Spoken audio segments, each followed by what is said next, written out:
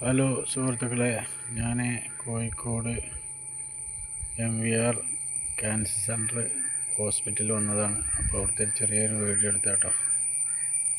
ഒന്ന് നമ്മുടെ വീഡിയോക്ക് ലൈക്കും ഷെയറൊക്കെ ചെയ്യാട്ടോ. ഇതാണ് കോഴിക്കോട് മാവൂർ റോട്ടിൽ നിന്ന് തിരിഞ്ഞ് കയറിയാണ്ട് വരുന്ന ക്യാൻസർ സെൻറ്റർ.